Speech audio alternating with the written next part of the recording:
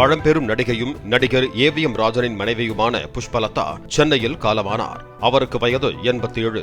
கொங்கு நாட்டு தங்கம் படத்தில் கதாநாயகியாக அறிமுகமாகி எம்ஜிஆர், சிவாஜி, என்டிஆர் உள்ளிட்ட முக்கிய நடிகர்களுடன் நடித்த அவரது மறைவுக்கு திரை உலகத்தினர் இரங்கல் தெரிவித்திருக்கிறார்கள்.